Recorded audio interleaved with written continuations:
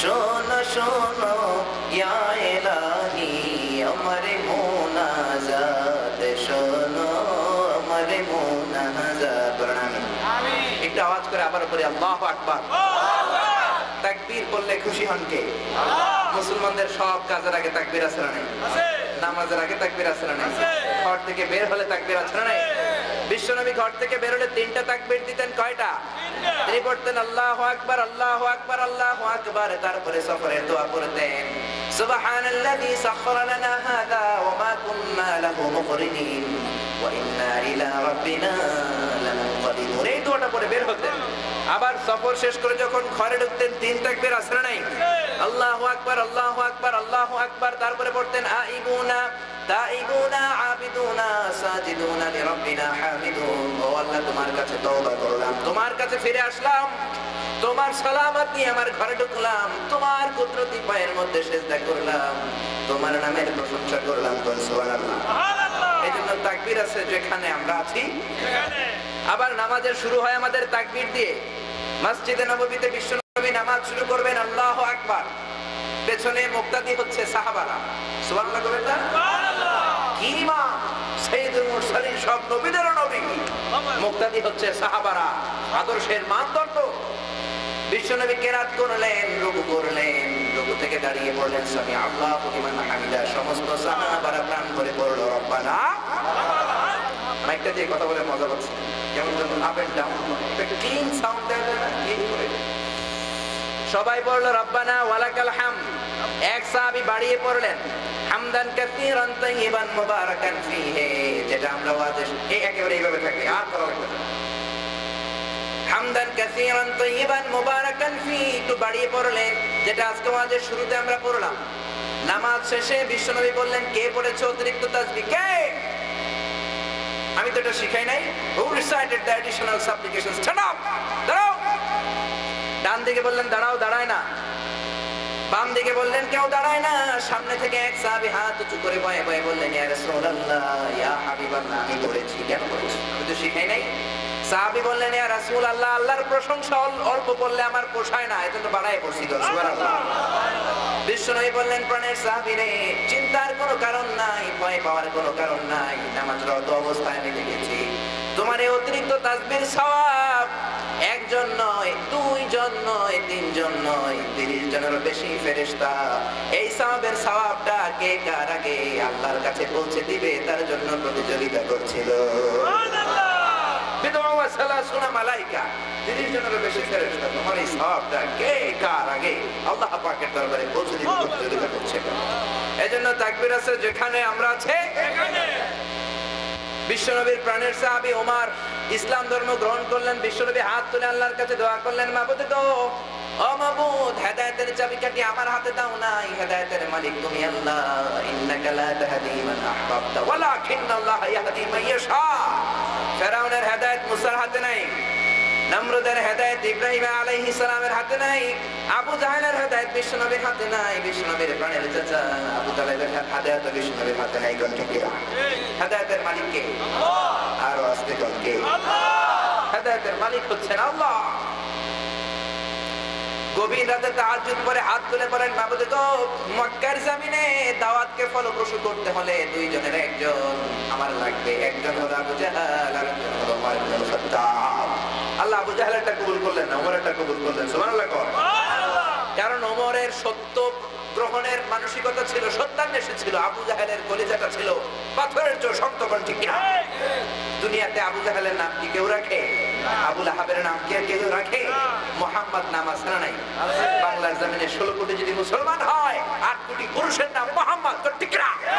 এইজন্য আমার নবীকে গালি দিলে তার সম্মান কমে যায় না, যে গালি দেয় ও পচে যায়। আমার নবী আকাশের উপরে উঠে যায়। কোন ঠিক কিনা? যারা গালি দেয় এগুলো মানুষ, এগুলো মানুষ নামের কলঙ্ক, মানুষ নামের পশু। কোন ঠিক কিনা? আমরা সব বিষয়ে কম্প্রোমাইজ করতে জানি। আমার নবীরে গালি দিলে কলিজা আগুন আছে না নাই? আর যারা আছে না নাই? নবীর বিরুদ্ধে যার যদি করা হয় সেখানে আমরা সহ্য করতে পারি না, আমাদের রক্ত গরম হয়ে যায়। কোন ঠিক কিনা? বিশ্বনবী হাত তুলে দোয়া করলেন, ইয়া রাসূলুল্লাহ, আবু জাহেল বা ওমর দুইজনের একজন আমার লাগবে। রব্বুল আলামিন ওমরের জন্য দোয়াটা কবুল করলেন। ওমর ইসলাম ধর্ম গ্রহণ করে মুসলমান হলেন। ইসলাম ধর্ম গ্রহণের পরে বলে ইয়া রাসূলুল্লাহ দুইটা প্রশ্ন করব, বলো ইসলাম কি সত্য নয়? আলাইসাল ইসলাম হক। বিষ্ণু বললেন বালা ইয়া ওমর, সত্যি। আপনি কি সত্য নবী নন? ওমর আমিও তো সত্য নবী। ওমর বলে ইসলামও যদি সত্যি হয়, আপনিও যদি সত্যি নবী হন, তাহলে এত ভয় পান কেন? আবু জাহেল এত ডরান কে? আমি ওমর রে ছোট্ট একটা মিছিলের অনুমতি দেন, এক মিছিল দিয়া কোপাইয়া কোপা শামসু করে দেবো সবগুলা। আমি ওমরের মেজাজ নরম না গরম? বিষ্ণু বললেন ওমর রে ছোট্ট একটা মিছিলের অনুমতি দিলাম, কোনো ভেজাল করবি না। ওমর বললেন শুধু মিছিলই দিব। ইসলামের প্রথম মিছিল শুরু হয়ে গেল। মিছিলের মধ্যে আমাদের তাকবীর আছে না নাই? জোরে কোন আছে না? আমরা তো বাংলাদেশে একজন বলি নারায়ে তাকবীর, সবাই বলে আল্লাহু আকবার। আরব দেশের ট্র্যাডিশন হচ্ছে একজন বলে লিল্লাহি তাকবীর, তাকবীর তাকবীর। একজন চিৎকার করে বলবে লিল্লাহি তাকবীর, সবাই গলা ফাটিয়ে বলে আল্লাহু আকবার।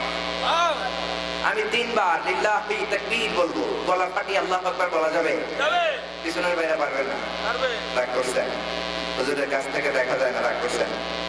হ্যাঁ, আপনাদেরকে আমি দেখতেছি আলহামদুলিল্লাহ। গলা ফাটিয়ে তিনবার তাকবীর দেওয়া যাবে? লিল্লাহি তাকবীর, লিল্লাহি তাকবীর, লিল্লাহি তাকবীর। ওমর ফারুক তাই করলেন।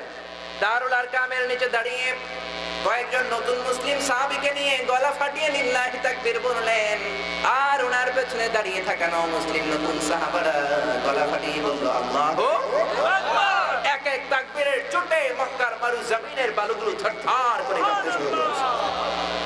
তাকবীরের ধ্বনি শুনে আর সামনে ওমর দেখে আবু জাহেল দিয়েছে ডানে দৌড়। সুবহানাল্লাহ।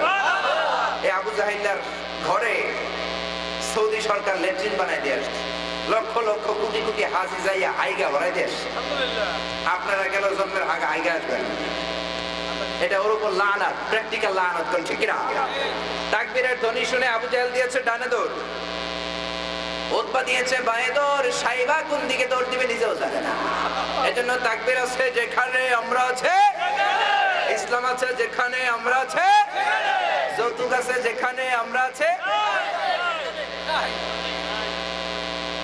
সচেতন হয়ে গেছে আপনাদের এলাকায় আছে যৌতুক? হ্যাঁ, এখানে বেশি আছে। এত টুপি, এত দাড়ি, এত নামাজ, এত ওয়াজ, যৌতুক ঢুকে কেমনে? এর ভিতরে ঢুকে যায়।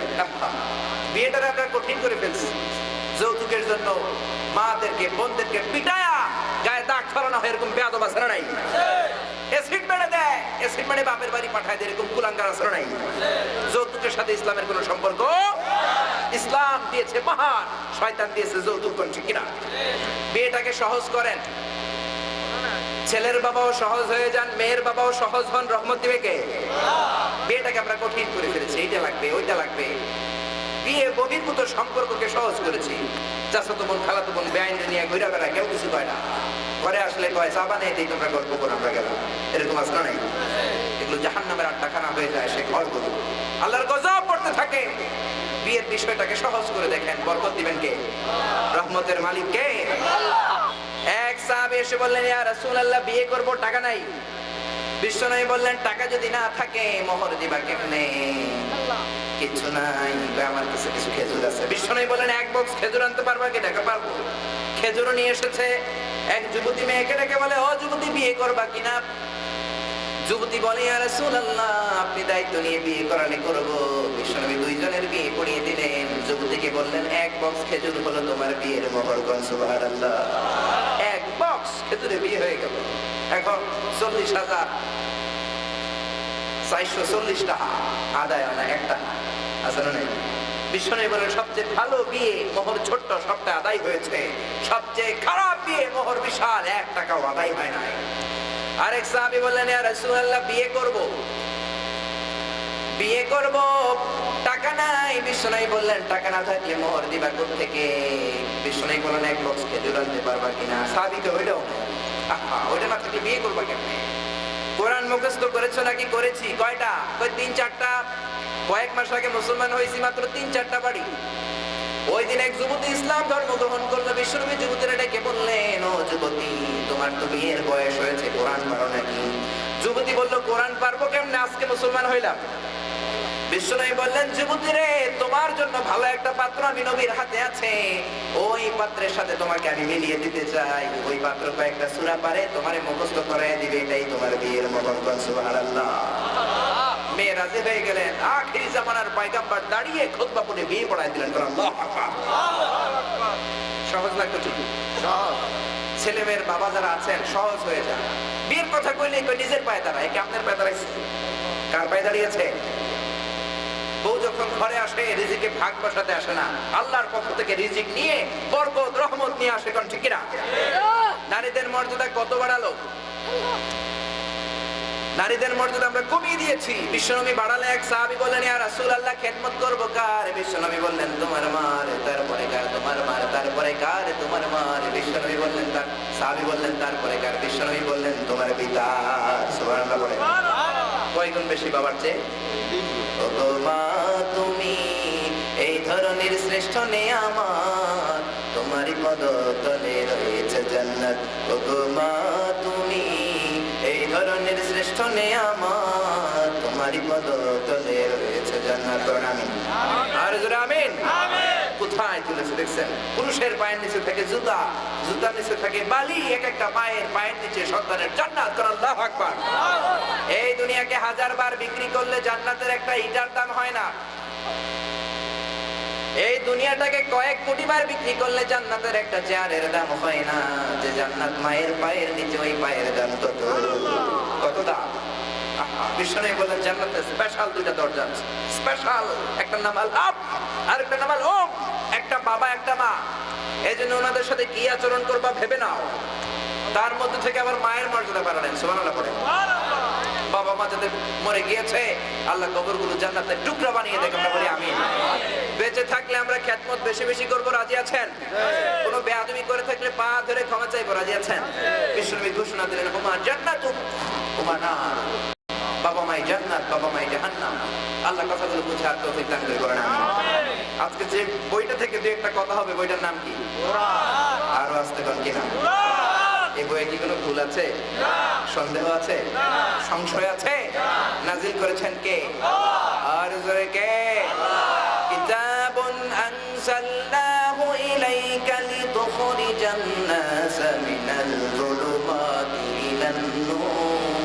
This is the book, the most original and authentic book in the world, I've revealed unto you, O Muhammad, in order to lead the mankind out of darkness into the light. এই বইটা এমন বই যেটা হেদায়েত থেকে, দলালাত থেকে হেদায়েতের দিকে নিয়ে যায়, গোমরাহি থেকে জান্নাতের দিকে নিয়ে যায়, অনেকগুলো অন্ধকার থেকে একটা নূরের দিকে পথ দেখানোর জন্য, জান্নাতের পথ দেখানোর জন্য কোরআন পাঠিয়েছি। সুবহানাল্লাহ। আবার আল্লাহ বললেন, যালিকাল কিতাবু লা রাইবা ফীহি হুদাল লিল মুত্তাকিন। This is the book whereof there is no doubt and the guidance to those who are muttaqin. এটা এমন বই যার মধ্যে ভুল নাই, কোনো সন্দেহ নাই। চিৎকার করে সুবহানাল্লাহ। ভুল নাই, সন্দেহ নাই, শেফা দিয়ে ভরে দিয়েছেন। এই কোরআন থেকে কোনো পার্ট, কোনো সূরা, জুজ, কোন আয়াত তেলাওয়াত করে অসুস্থ ব্যক্তির গায়ে ফু দিলে ভালো করে দেন কে? আল্লাহ। ওয়া নুনাজ্জিলু মিনাল কুরআনি মা হুয়া শিফাউন ওয়া রাহমাতুন লিল মুমিনিন ওয়া লা ইয়াজিদুল যালিমিনা ইল্লা খাসারা। এই কোরআনের মধ্যে রহমত দিয়েছি, মার্সি দিয়েছি, ব্লেসিংস দিয়েছি, শিফা দিয়েছি। ফাতিহা পড়ে ফু দিলে ভালো হয়ে যায়। সুবহানাল্লাহ। ছোটবেলায় আমরাও ফু আনতে যাইতাম হুজুরদের কাছে। বোতল নিয়ে যান না আপনারা পানি পড়াতে? হুজুরের দোয়াটা করতো আস্তে আস্তে, ফুটা দিত জোরে। ফু দেখে ভাবতাম, হা কি দোয়া জানি পড়ে, জানলে তো আমি ফু দিতে পারি। বড় হয়ে দেখি বুখারী শরীফ খুলে দেখি সূরা ফাতিহা পড়ে। কি পড়ে? এখন আওয়াজ করে বললে তো আপনাদের সবার মুখস্থ আছে না? সবার মুখস্থ আছে না? হুজুরের কেরামতি ফাঁস, এজন্য আস্তে আস্তে করে। কিন্তু মুখে মুখে পার্থক্য আছে না? নাই। কিছু মুখ দিয়ে সারাদিন ফু দেয়, মোমবাতি নিবে না। কিছু মুখ দিয়ে ফু দিলে পানির মধ্যে আগুন ধরে যায়। ঠিক না? এজন্য আল্লাহ বললেন, কোরআনে পাঠালাম শিফা হিসেবে। সূরা ফাতিহা পড়ে যদি অসুস্থ ব্যক্তির গায়ে তুমি একটা ফু দাও, লোকটাকে ভালো করে দিবেন কে? পৃথিবীর অন্যান্য সব ধর্মগ্রন্থে ভুল আছে না? নাই। কোরআনে কি কোনো ভুল আছে? একবিংশ শতাব্দীর জন্য জাকির নায়েককে আল্লাহ একটা রহমত করে পাঠিয়েছেন।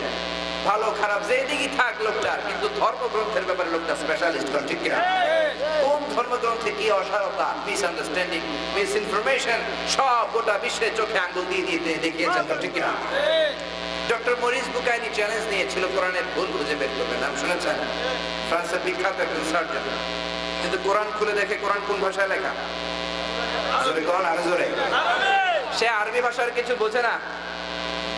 মক্কা চলে গেল, মক্কা 5 বছর আরবি ভাষা শিখলো। এবার সে কোরআনের ভুল ধরবে, কোরআন পড়তে শুরু করে দেয়, শুরু থেকে পড়তে থাকে। যত পড়ে সে অবাক হয়ে যায়, যত পড়ে সে অবাক হয়ে যায়।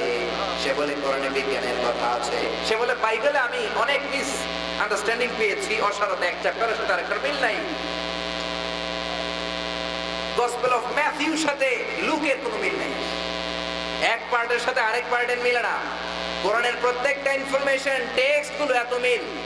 সাগরের কথা আছে, সাগরের জলের নিচে কি আছে তাও আছে, মহাকাশে কি আছে তাও আছে, সমাজ বিজ্ঞানের কথা আছে, রাষ্ট্রনীতি, পররাষ্ট্রনীতি, রাজনীতি, সাইকোলজি সব আছে। পুরো কোরআন পড়তে পড়তে আমি অবাক হলাম। পুরো কোরআনে আমি মরিস বুকাইলি একটা ভুলও খুঁজে পাই নাই। কোরআন, আল্লাহু আকবার।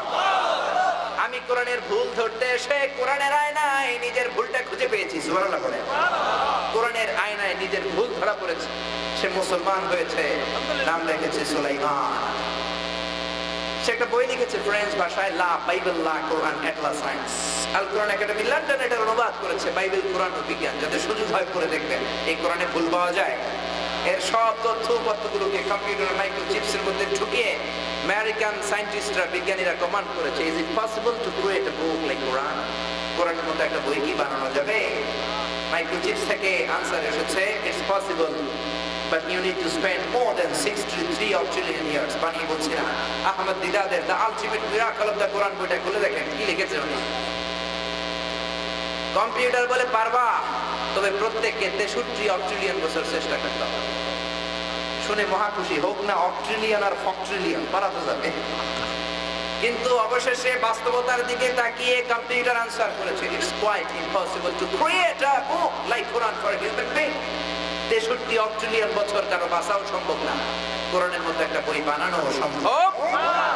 একক, দশক, শতক, সহস্র, অযুত, লক্ষ, নিযুত, কোটি, million, billion, trillion, zillion, billion, trillion, প্রত্যেকের 63 ট্রিলিয়ন বাঁচবেও না, কোরআনের মতো আরেকটা বই পৃথিবীতে আসবেও।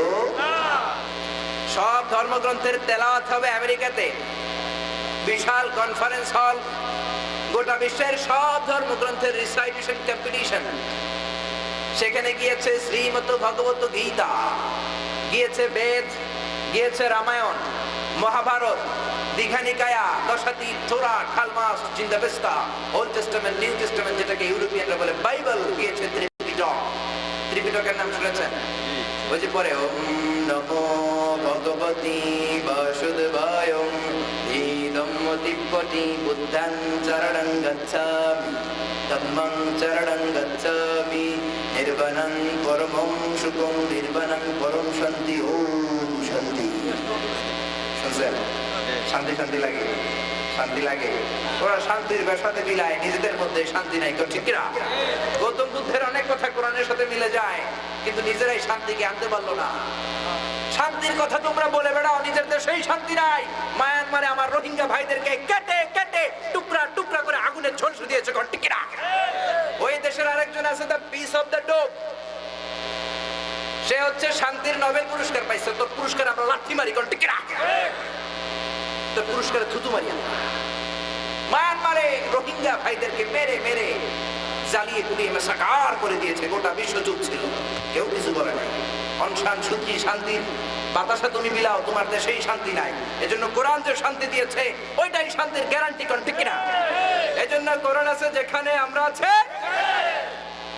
গোটা বিশ্বের সব ধর্মগ্রন্থগুলোর তেলাওয়াত, রিসাইটেশন কম্পিটিশন আমেরিকাতে একটা কনফারেন্স হবে। প্রথম গিয়েছে শ্রীমত ভগবত গীতা। নিয়ম হলো 10 মিনিট রিসাইট করবে। 10 মিনিট যখন ধর্মগ্রন্থ রিসাইট করা শেষ, বিচারক 10 মিনিট পরে লাল বাতি চাপবে, রেড বাটনটি প্রেস করবে। 10 মিনিট শেষ, নেমে যাবে। তারপরে যাবা বেদ, তারপরে যাবা রামায়ণ, তারপরে মহাভারত। কনফুসিয়াসরা তোমাদের ধর্মগ্রন্থ পাঠাবে চীন থেকে, যারা থুষ্টবাদীরা ইরান থেকে তোমাদের ধর্মগ্রন্থ। সবার সময় কয় মিনিট? 10 মিনিট। আর আসতে কোন কয় মিনিট? 10 মিনিট। সবার সময় 10 মিনিট। 10 মিনিট শেষ, তেলাওয়াত সবার তেলাওয়াত হইল। মুসলিম বিশ্ব থেকে পাঠানো হয়েছে মুসলিম বিশ্বের সবচেয়ে বড় কারি, মিশরের কারি আব্দুল বাসির ইবনে আব্দুস সামাদকে। উনি আউযুবিল্লাহ বিসমিল্লাহ এমন টান দিয়ে পরে প্রথমে সূরা ফাতিহা তেলাওয়াত করবে, তারপরে আরেকটা সূরা পড়বে। ওনার সূরা ফাতিহা পড়তে লাগে 13 মিনিট। খালি টান মারে, আউযুবিল্লাহকে টান মারবে, বিসমিল্লাহ বলে আরেক টান মারবে, খালি টানে। সব শেষে আব্দুল বাসির ইবনে আব্দুস সামাদের নাম মাইক্রোফোনে ঘোষণা করা হলো। মিশরের সবচাইতে বড় কারি, বিশাল আল খাল্লা পড়ে, মুখে কোনো দাড়ি নেই, ছোট্ট একটা কোরআনের মুসহাফ নিয়ে মাইকের সামনে চলে যায়। ওখানে উনি তেলাওয়াত করতে শুরু করলেন। আউযুবিল্লাহ বিসমিল্লাহ সহ সূরা ফাতিহাতেই কাটালেন ঠিক 13 মিনিট।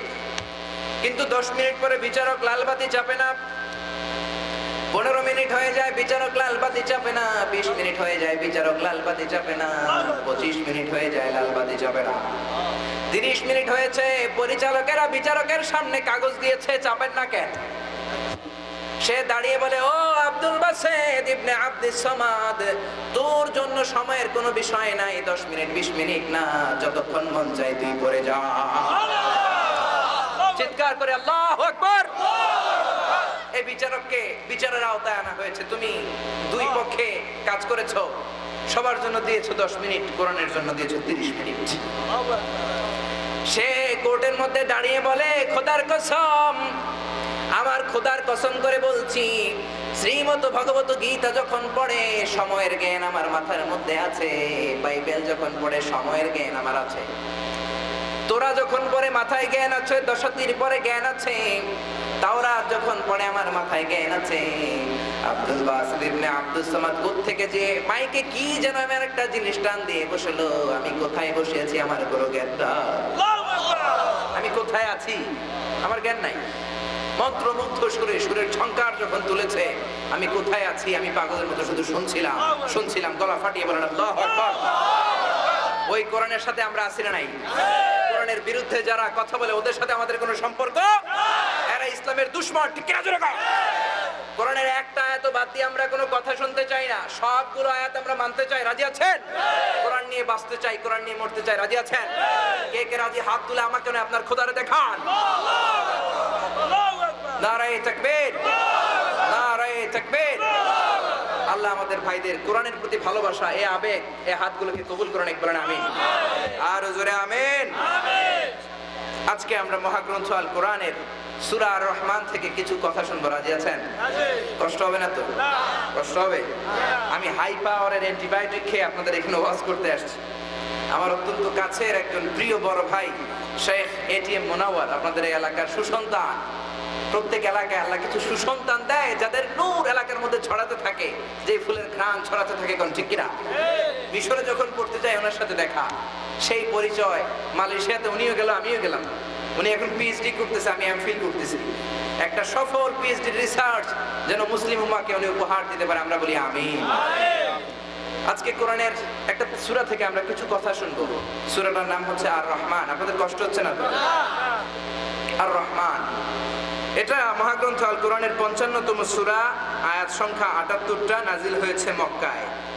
এই সূরার মধ্যে আল্লাহ এমন একটা আয়াত দিয়ে দিয়েছেন যে আয়াতটা আপনাদের সবার পেটের মধ্যে আছে। মসজিদে গেলেই কিছু সূরা আল্লাহ ফ্রি গিফট দেয়, আছে না নাই? কেউ কি বুকে হাত দিয়ে বলতে পারবেন সূরা ফাতিহাটা আপনি কবে মুখস্থ করেছেন? পারবেন? জোরে কোন পারবেন? পারা যাবে না। মামার হাত ধরে, নানার হাত ধরে, দাদার হাত ধরে, সেই যে ছোটবেলা মসজিদে গিয়েছি, কবেই মনের অজান্তে সূরা ফাতিহা মুখস্থ হয়ে গেছে, নিজেও জানি না। সুবহানাল্লাহ। এই জন্য ছোট্ট ছোট্ট দুই একটা সূরা মসজিদের ভেতরে ঢুকলে গিফট দেয় কে? আবার কিছু জরুরি আয়াতও গিফট দেয় কে? সূরা আর রহমানের মধ্যেও একটা আয়াত আল্লাহ 31 বার উল্লেখ করলেন। কয়বার? আরো আসতে কোন কয়বার? 31 বার আল্লাহ উল্লেখ করলেন, যেটা আমাদের সবার মুখস্থ আছে। পড়েন, ফাবিআই আলাই রাব্বিকুমা তুকাযযিবান। ও mankind and jinkind, what kind of my blessings and mercy you will deny? আমার কোন নিয়ামতকে অস্বীকার করবি ও মানুষ এবং জিনের বাচ্চারা বল। বিশ্বনবী তায়েফের ময়দানে হাজার হাজার জিনকে বায়াত করালেন, সবাই ইসলামের উপর বায়াত করলো। বিশ্বনবী বললেন, তোমাদেরকে একটা সূরা শোনাই, কয়েকদিন আগে নাজিল হয়েছে। বিশ্বনবী সূরা আর রহমান তেলাওয়াত করলেন। যতবার বিশ্বনবী ফাবিয়াইয়া লা পড়েছেন, জিনারা উত্তরে বলেছে লা বিশাইইম মিন নিআমিকা রাব্বানা নুকাযযিবু ফালাকাল হামদু। ও আল্লাহ, তোমার কোন নিয়ামতকে আমরা অস্বীকার করতে পারবো না। লা বিশাইইম মিন নিআমিকা রাব্বানা নুকাযযিবু ফালাকাল হামদ, অল প্রেজ টু ইউ, সব প্রশংসার মালিক কে? আবার বিশ্বনবী বললেন ইন্না লিকুল্লি শাইইন আরুস ওয়া আরুসুল কুরআনি সূরাতু আর রহমান।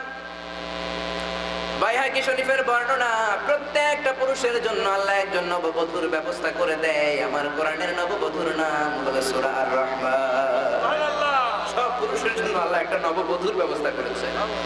নববধূ যেমনি বাসর রাতে ঠোঁটে লিপস্টিক দিয়ে, অর্নামেন্টস এবং জুয়েলারি পরে, হাতে পায়ে আলতা মেখে, বেনারসি শাড়ি পরে, মাথার খোপার মধ্যে ফুল দিয়ে বা স্বামীর জন্য অপেক্ষা করে, নিজেকে সবচাইতে বেশি পার্লারিং করে, ওই দিন সবচেয়ে বেশি করে সাজায় আস্তার বাসর রাত, নিজেকে সাজানোর মতো সাজায়। আল্লাহ বললেন ও মানুষেরা, জিনেরা, তোদেরকে দুনিয়াতে কোন কোন নিয়ামত দিয়ে ধন্য করেছি আর জান্নাতে কি কি দিয়ে ধন্য বানাবো, সবগুলো পার্লারিং করে আমি সূরা আর রহমানের মধ্যে ঢুকিয়ে দিয়েছি। কোন সুবহানাল্লাহ। কি নিয়ামত দুনিয়াতে দিলাম, কি আখিরাতে দিব, সব সূরা আর রহমানে আছে না নাই? এজন্য বিশ্বনবী বললেন সব জিনিসের জন্য নববধূ হয়, কোরআনের নববধূর নাম হলো সূরা আর রহমান। চিৎকার করে আল্লাহু আকবার। একটা দাঈফ নারেশনে এসেছে, দুর্বল হাদিস, তাসজিহের জন্য বলছি। জান্নাতীরা জান্নাতে যাবে, বিশ্বনবী বলবেন where is my last Messenger, আমার শেষ নবী কোথায় বলো। বিশ্বনবী বলবেন এখানে। ও নবী, জান্নাতীদের কোরআন তেলাওয়াত করে শোনান। বিশ্বনবী জান্নাতীদেরকে কোরআন তেলাওয়াত করে শোনাবেন। একজন পেয়ারা বান্দা হাত উঁচু করে বলবেন মাবুদ গো, বিশ্বনবীর কণ্ঠে তেলাওয়াত শুনলাম, কিন্তু উনি তো কোরআনের রচয়িতা না। কোরআনের রচয়িতা কে? কোরআনের মালিক আপনি, লেখক আপনি, আপনার কণ্ঠে কোরআন শুনতে চাই। রব্বুল আলামিন বলবেন বান্দারে বসে যা, আজকে সূরা আর রহমান থেকে কোরআন তেলাওয়াত করে তোদের আমি শোনাবো। সুবহানাল্লাহ। জান্নাতে সূরা আর রহমান আল্লাহ তেলাওয়াত করে শোনাবেন। মক্কার জমিনে বিশ্বনবী দাওয়াত দিলেন, ও কাফিরেরা শোনো শোনো, 360 মূর্তির ইবাদত বন্ধ করে দাও, রহমানের পায়ে সিজদা দাও। সূরা ফুরকানে আল্লাহ বলেন ওয়া ইযা ক্বিলা লাহুম ইসজুদু লির-রহমানি ক্বালু ওয়া মার রহমান। তোমরা মূর্তির পূজা ছেড়ে দাও, রহমানকে সিজদা দাও। কার সিজদা দাও? রহমানকে সিজদা দাও। কাফিররা কয় রহমান আবার কি? বুঝতে পাইছো? Who is this Rahman? We don't know anything about it. তার ব্যাপারে আমরা কিছু জানি না। কে রহমান? আল্লাহকে রহমানকে চিনোস না? না, তাহলে চিনা নেই। আল্লাহ নাযিল করলেন আর রহমানু আল্লামাল কুরআনা খালাকাল ইনসানা আল্লামাহুল বায়ান। দয়াময় রহমান শেখালেন কোরআন, বানালেন ইনসান, শেখালেন বয়ান। দয়াময় রহমান শেখালেন কোরআন, বানালেন ইনসান, শেখালেন বয়ান। দয়াময় রহমান শেখালেন কোরআন, বানালেন ইনসান, শেখালেন বয়ান। আল্লাহু আকবার। আল্লাহ বলেন আমি রহমান, আমার দয়ার শেষ নাই, আমার মায়ার শেষ নাই, আমার ভালোবাসার শেষ নাই। আমি বললাম দয়ার সাগর। আমি কি? আমি কি? আল্লাহ তুমি দয়ার সাগর, রহমানুর রহিম। তোমার দয়ায় পূর্ণ আমার সারানিশিদিন। তোমার দয়ায় পূর্ণ আমার সারানিশিদিন। তিনি বললেন আমি দয়ার সাগর, আমি মায়ার সাগর, আমি ভালোবাসার সাগর। ওয়া রাহমাতি ওয়াসিআত কুল্লা শাই। সব জায়গায় আমি আল্লাহর রহমত দিয়ে ঘেরা। এই জমিনের মধ্যে এমন কোন বালিকণা নাই, এমন কোন গাছের পাতা নাই, এমন কোন জায়গা নাই যেখানে আমি আল্লাহর রহমত নাই। কোন ঠিক কিনা? সব জায়গায় আল্লাহর রহমত। আল্লাহ বলেন আমার রহমত বেশি, আমার রহমতও আছে, গজবও আছে, মানে আমার রাগও আছে, দয়াও আছে।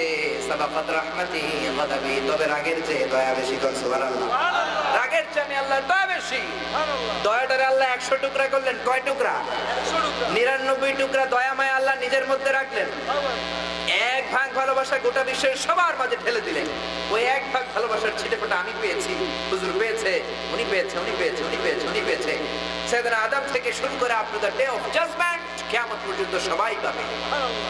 এক ফোঁটা ভালোবাসার ছিটা ফোঁটা পাইয়া কি ভালোবাসা দেখায় আপনারা। স্বামী স্ত্রীর ছাড়া বাঁচে না, ছেলে বাবাকে ছাড়া বাঁচে না, ছোট্ট মেয়েটা ভাত খায় না, বলে আব্বু অফিস থেকে আসলে তখন ভাত খাবো, আসলে আব্বা আসলে খাবো, নাইলে খাবো না। বন্যার পানিতে মা মারা গিয়েছে, দুধের সন্তানটাকে হাত দিয়ে উপরে তুলে ধরেছে, বাচ্চা বেঁচে গিয়েছে, মা মরেছে, পত্রিকা দেখেন নাই? কি ভালোবাসা! এক ভাগ ভালোবাসার ছিটে ফোটা। যে আল্লাহর মধ্যে 99 ভাগ ভালোবাসা, তার ভালোবাসা কত চিন্তা করতে পারেন? আল্লাহ বলে, বান্দা আমার দয়ার শেষ নাই, পাপ করেছিস তো কি হয়েছে, গুনাহ করেছিস তো কি হয়েছে, জুলুম করেছিস কি হয়েছে, আমার রহমত থেকে নিরাশ হোস না, লা তাকনাতু মির রাহমাতিল্লাহ। আমার দয়া থেকে নিরাশ হবি না, আমার মায়া থেকে নিরাশ হবি না। তোর গুনাহ যদি হয় বড় বড় পাহাড়ের সমান, আমি আল্লাহর দয়া হলো আকাশের সমান। তোর গুনাহ যদি হয় খালের পানির সমান, বিলের পানির সমান, আমি আল্লাহর দয়া সাগরের পানির সমান। আল্লাহু আকবার। শয়তান বলল, আল্লাহ তোমারে চ্যালেঞ্জ দিলাম, তুমি আমারে জান্নাত থেকে বের করেছো, তোমার বান্দারা কেমন করে জান্নাতে যায় আমি দেখে নিব। আল্লাহ বললেন, আমিও তোর চ্যালেঞ্জ দিলাম, ইজ্জতি ওয়া জালালি ওয়া ইরতিফা'i মাকানি, আমার ইজ্জতের কসম, আমার জালালিয়াতের কসম, আমার আরশের বড় বড় আরশের কসম, আমার বান্দারা সারা জীবন গুনাহ করবে, পাপ করবে, মরার আগে একবার যদি খালেজ ভাবে আমার বান্দা তওবা করে, সব গুনাহ মাফ করে দেব। তুই চ্যালেঞ্জ করলি কেমন করে জান্নাতে যায়, আমিও দেখে নেব আমার বান্দা কেমন করে জাহান্নামে যায়। সুবহানাল্লাহ।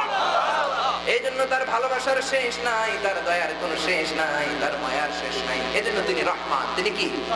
এজন্য আল্লাহ বললেন, আর রহমানু আল্লামাল কুরআন খালাকাল ইনসানা আল্লামাহুল বায়ান। আমি রহমান। তিনি কি? তার দয়ার শেষ আছে, মায়ার শেষ আছে, ভালোবাসার শেষ আছে। বনি ইসরাইলের একজন আবেদ 70 বছর আল্লাহর ইবাদত করল। বুখারী শরীফের বর্ণনা, বিশ্বনবী বলেন, in the day of judgment আল্লাহ তাকে বলবেন, উদখুলিল জান্নাতা বিরহমাতি, go to the paradise with my mercy and blessings. আমার দয়া, আমার রহমতে জান্নাতে যা। লোকটা বলবে, বালবি আমালি, দয়া দিয়ে কেন জান্নাতে যাওয়া লাগবে? সেজদা তো তোমারে কম দেই নাই, জিকির তো তোমার কম করি নাই, নামাজে তো কম যাই নাই, বালবি আমালি, আমার আমল দিয়ে জান্নাত চাই। আল্লাহ বলতেন, বান্দা রে, বড় ভুল করলি, বড় ভুল করলি। আমি হচ্ছি মালিকুল আমলাক, সব বসেরও বড় বস, ঠিক কিনা? আমি হলাম বড় সাহেব, আমি অফিসের বড় সাহেবের সাথে কোনো কথা চলে, প্রশ্ন চলে, হিসাব চলে, জোরে কোন চলে? আল্লাহ বললেন, আমার সাথে যোগ বিয়োগ দিলে ফলাফল ভালো হয় না। ঠিক আছে, ছোট্ট একটা যোগ বিয়োগ করি, চলো, ডান। তোমার 70 বছরের আমল নামে এক পাল্লায় রেখে দাও, আর আমি আল্লাহ তাআলা দয়া করে মায়া করে যে একটা চোখ তোমাকে দান করেছিলাম, একটা চোখ আর এক পাল্লায় রেখে দাও। ওজন দেওয়ার পরে, মাফ করার পরে দেখা যাবে 70 বছরের আমল পাতলা হয়ে যাবে। আল্লাহর দয়া করে দেয়া, ভালোবাসা করে দেয়া একটা চোখের ওজন তখন ভারী হয়ে যাবে। আল্লাহ বললেন, এই হচ্ছে ফলাফল, দ্য রেজাল্ট। এবার রেজাল্ট বলে, তুই জাহান্নামে যাবি, তুই বেয়াদব, উদখুলিন নার, জাহান্নামে যা, go to the hell fire. তুই তাড়াতাড়ি জাহান্নামে যা। সে তখন হাত জোর করে ক্ষমা চেয়ে চোখের পানি ছেড়ে ছেড়ে বলবে, মাবুদ গো, ও মাবুদ, আমার বুঝতে ভুল হয়েছে, আমার কাজটা ঠিক হয় নাই, এখন আমি বুঝতে পেরেছি, আমার ইবাদত দিয়ে, আমার জিকির দিয়ে, আমার সেজদা দিয়ে কোশ্চিন কালেও জান্নাত পাওয়া যাবে না তোমার রহমত ছাড়া। আল্লাহ বলবেন, এখন তুমি লাইনে এসেছো, এখন তুমি লাইনে এসেছো, উদখুলিল জান্নাতা বিরহমাতি, আমার রহমত, আমার ব্লেসিংস, আমার মার্সি, আমার দয়া নিয়ে জান্নাতে যা। সুবহানাল্লাহ। আমরা কি আমাদের নামাজ দিয়ে জান্নাত চাই? আমাদের ইবাদত দিয়ে কি জান্নাত চাই, নাকি দয়া দিয়ে? আমরা আল্লাহর কাছে আমাদের ছিটে ফোটা ভাঙ্গাচুরা আমল দিয়ে জান্নাত চাই না, আমাদের দয়া, আল্লাহর দয়া দিয়ে জান্নাত চাই। আল্লাহর কাছে ফরিয়াদ করি, আল্লাহ গো, তোমার দয়ায়, তোমার ভালোবাসায় জান্নাতের ছোট্ট একটা ঘর করে দিলেও চলবে, যে ঘরে বসে থেকে আমরা তোমারে দেখতে পাবো, আমরা ওইটা চাই, ঠিক কিনা?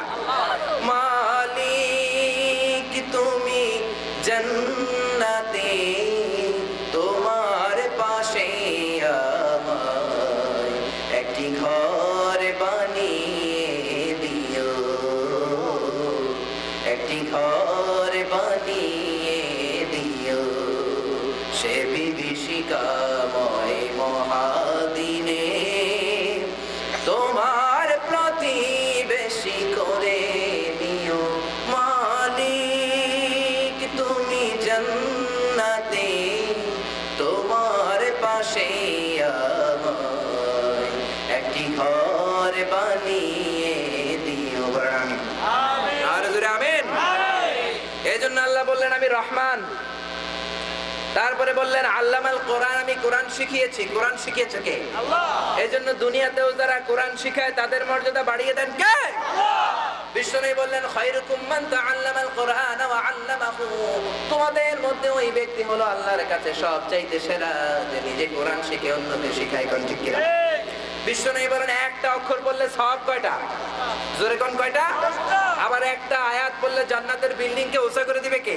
আল্লাহ। আর জোরে কে? আল্লাহ। রব্বুল আলামিন বলেন দুনিয়ার বিল্ডিং এর কত উঁচা করবি, দুনিয়ার টাওয়ার তুই কত বড় লম্বা করবি, এক একটা আয়াত দুনিয়াতে তেলাওয়াত করবি, জান্নাতে তোর বিল্ডিং তত তলা লম্বা হবে। চিৎকার করে বলেন আল্লাহু আকবার। যতগুলো আয়াত পড়বেন আপনার জান্নাতে বিল্ডিং হবে তত তলা। সারা জীবনে আপনার আয়াত যদি হয় 5000, জান্নাতের বিল্ডিং হবে 5000 তলা।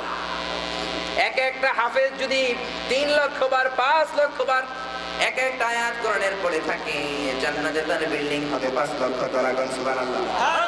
এই পৃথিবীর সবচেয়ে বড় টাওয়ারের নাম হচ্ছে বুর্জ আল খলিফা। এটা দুবাই অবস্থিত। 828 মিটার উঁচা, 163 তলা। কয় তলা? 163 তলা। আরো আস্তে কোন কয় তলা? 163 তলা। 163 তলা বুর্জ আল খলিফা। এইটা যখন বানানো হয়ে গেল, সৌদি সরকার ঘোষণা দিছে দুবাই এত বড় টাওয়ার কেন, আমাদের দেশে নাই কেন? আমরা জেদ্দা শহরের পাশে একটা বানাবো কিংডম টাওয়ার। কি টাওয়ার? এটা উচ্চতায় হবে 170 তলা। কত তলা? 170। এটা হবে প্রায় 1000 মিটার উঁচা, মানে 1 কিলোমিটার উঁচা। সুবহানাল্লাহ বলেন না? এই কথা যখন কাতারের বাদশা শুনছে, কাতারের বাদশা কয় তোকে দেশে এত লম্বা বিল্ডিং কে? আমরা বানাবো কাতারের রাজধানী দোহাতে একটা টাওয়ার, নাম দিব নাখিল টাওয়ার। ওইটা হবে 1001 মিটার উঁচা। মানে তোরা বানাবি 1000 মিটার উঁচা, আমগোটা হবে 1001 মিটার উঁচা। কি শয়তানের শয়তান দেখেন, 1 মিটার উঁচা বানাবো। এরকম চীনের সবচেয়ে বড় টাওয়ারের নাম সাংহাই টাওয়ার। তাইওয়ানের সবচেয়ে বড় টাওয়ারের নাম তাইপেডাং 101, 101 তলা। সৌদি আরবে যারা হজ করতে গিয়েছেন, মক্কার পাশে একটা টাওয়ার আছে, মক্কা টাওয়ার, দি মক্কা রয়্যাল ক্লক টাওয়ার। ঘড়ি আছে না একটা বিশাল, দেখছেন না? 120 তলা উঁচা। সুবহানাল্লাহ। আমি যেখানে মালয়েশিয়াতে থাকি, ওখানে সবচেয়ে বড় টাওয়ারের নাম হচ্ছে the Petronas twin tower, but it's very prominent and famous in the locality as a KLCC tower, Kuala Lumpur Conventional Center। একটা 88 তলা, আর একটা 88 তলা, মাঝখানে 42 তলা একটা ব্রিজ করছে। এটার ভিতর থেকে ওইটার ভিতরে যাওয়া যায়। সুবহানাল্লাহ। একটা বিল্ডিং কি কিয়ামতের দিন থাকবে? জোরে কোন থাকবে? আল্লাহ বললেন ইজা রুজ্জাতিল আমদু রাজ্জা ওয়া বুসাতিল জিবালু বাসসা। কিয়ামতের দিন পৃথিবীকে আমি মারাত্মক একটা ঝাঁকুনি দিব। এক ঝাঁকুনিতে সব টাওয়ারগুলো ভেঙে চুরমার হয়ে যাবে, একটা পাহাড়ও থাকবে না। এজন্য দুনিয়ার বিল্ডিং আর কত বড় করবি রে বান্দা?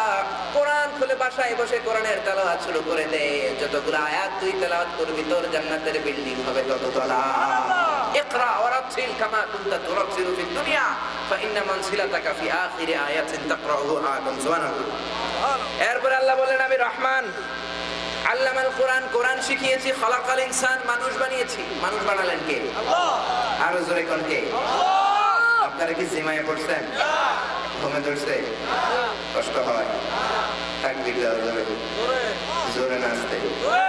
লিল্লাহে তাকবীর, লিল্লাহে তাকবীর। এরপর আল্লাহ বললেন খালাকাল ইনসান, আমি মানুষ বানিয়েছি।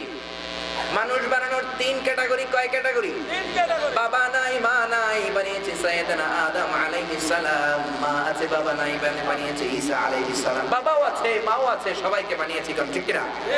আবার বললেন আদমকেও বানালাম 3 ক্যাটাগরিজ। প্রথম টাইপের নাম হলো তিন লাজেব, এঁটেল মাটি।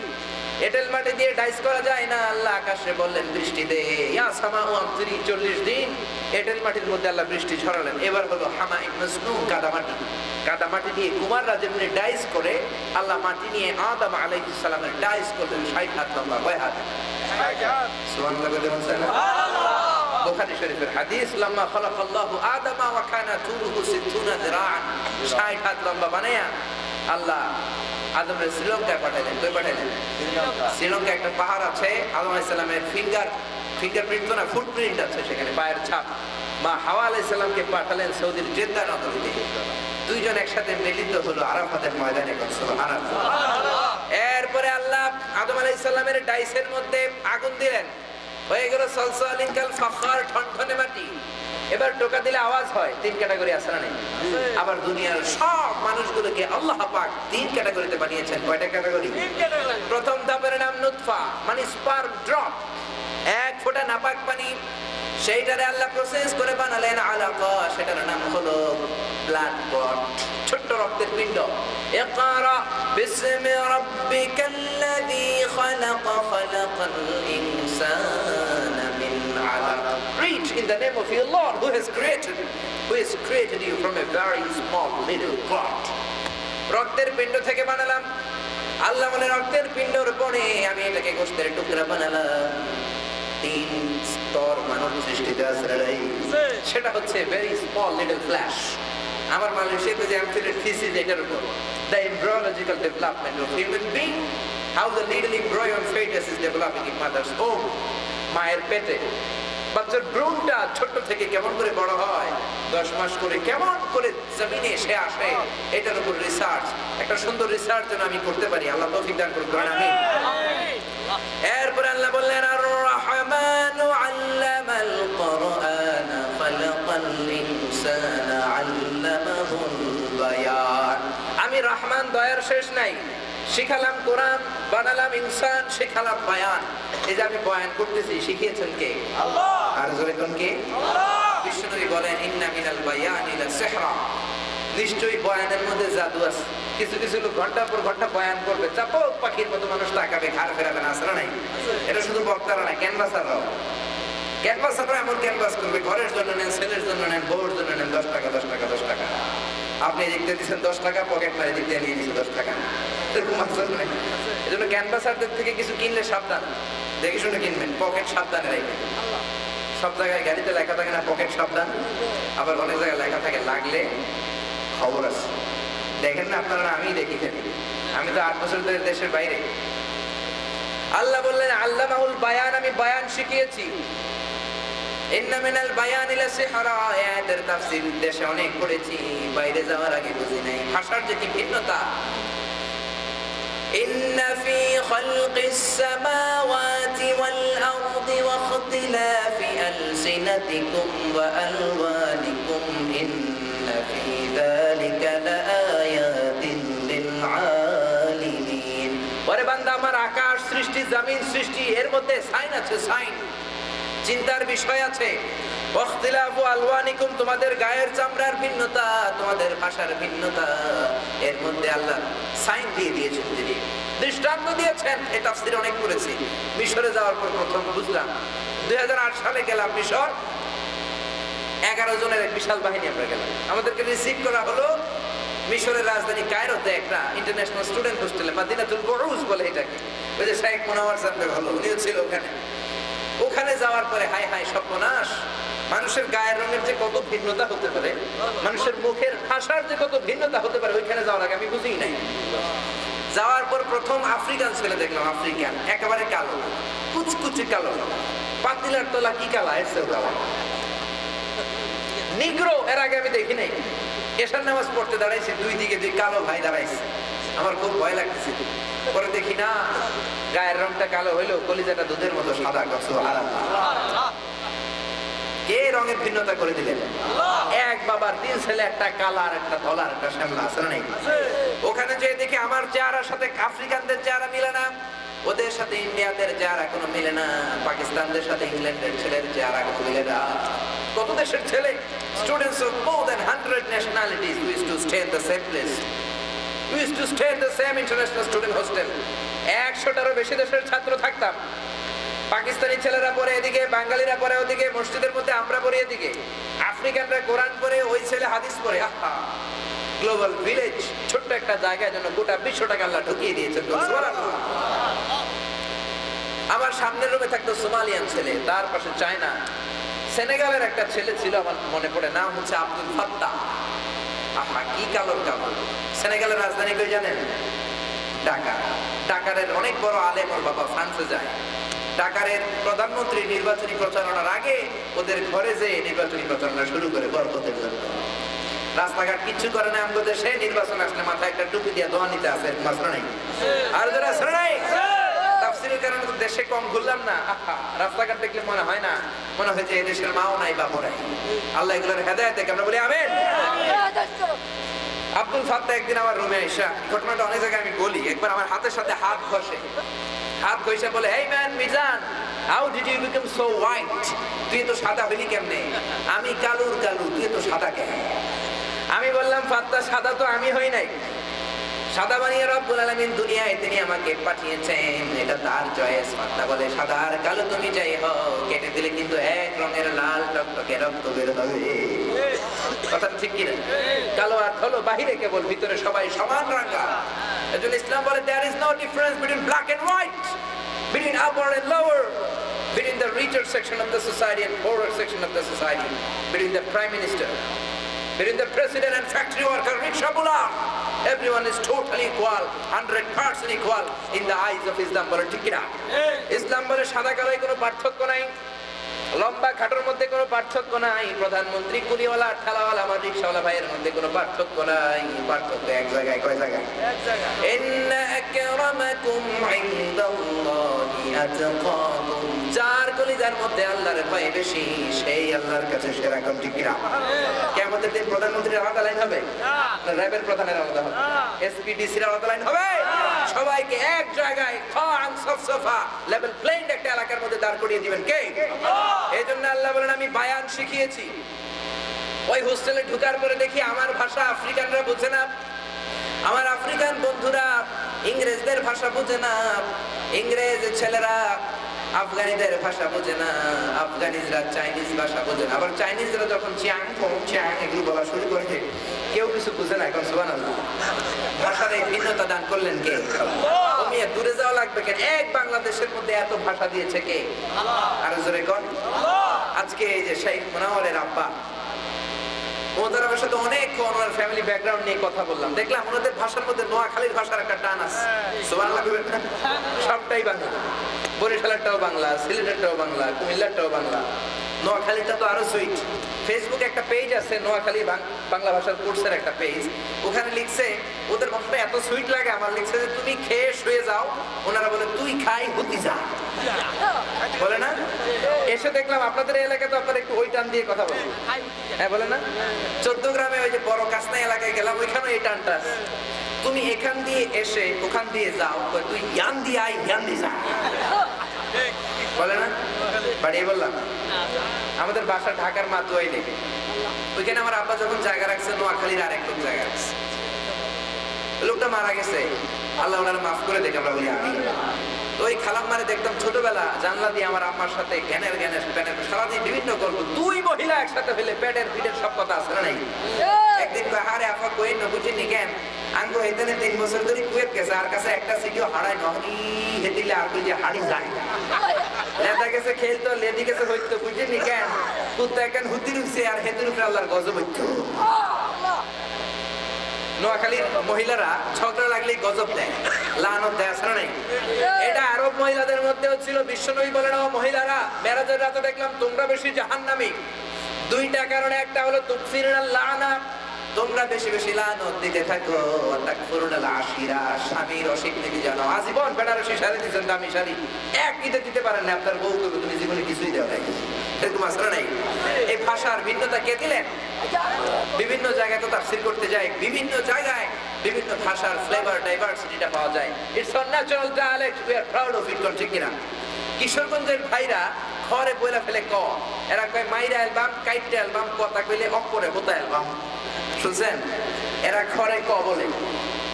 একজন বলতেছে হুজুর কবর দেখবো, কবর কবর। আমি ভাবলাম কবর আবার দেখে কেমনি? আরেকজন বলতেছে হুজুর টিভি ছেড়ে দেন, লোকটা খবর দেখবে, খবর খবর খবরে বানাই ফেলছে কি পাড়াই বলছি, আছে না নাই? আবার সিলেটের বাইরে তার উল্টা, সুয়ারা সিলেটের বাতিল করেছে। আমি শুনে যে একেবারে বর্ডার এলাকায় গিয়েছে, অনেক দূর, বিশাল এরিয়া, হাওর আর হাওর, টাঙ্গু আর হাওর, এই হাওর সেই হাওর, এরা করে কি সব করে বানায় ফেলে খ।